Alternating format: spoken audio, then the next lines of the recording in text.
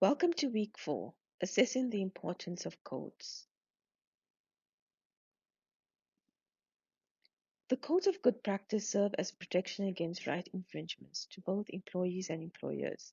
In terms of the Labor Relations Act, the codes that are applicable are the codes that deal with defining an employee as read with the Labor Relations Act.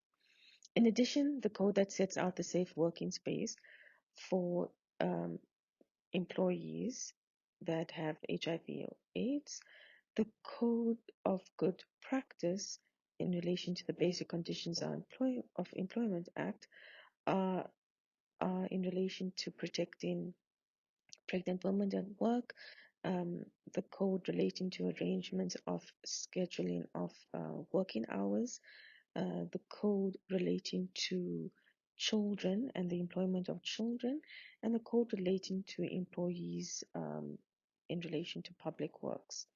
The Employment Equity Act provides for an array of different codes, namely the protection of employees finding themselves exposed to various circumstances, such as people with disabilities, um, people that are exposed to sexual harassment, and employees that have HIV or AIDS, as well as the principle of equal pay for equal work or work of equal value. And the codes also provide for the implementation and the monitoring in accordance with the legislation.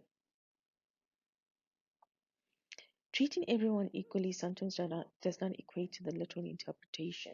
It means that you support people that need the extra support so that they are given opportunities as everyone else.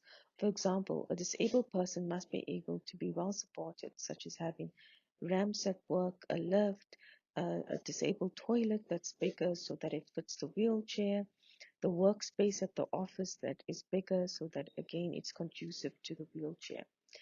An environment of inclusivity, tolerance, care, and compassion is regarded for each individual's strengths and weaknesses. The codes ensure that vulnerable groups are protected, namely children, pregnant women, people that are sick, disabled people, against unsafe environments, even such as the use of hazardous chemicals um, amongst women that are pregnant at work. So that's also more applicable to scientists as well as chemical companies. Codes ensure that everyone is treated fairly in their working environment so that they can operate as effectively as possible. Codes ensure that employees are kept on rigorous accountability to they to protect their employees in the workplace, to treat them fairly, and to ensure that they are not overworked. Codes ensure that any exposure to um, hazardous chemicals, that the employer ensures that first and foremost that the employees have their protective equipment and that they are in a protected space. Thank you.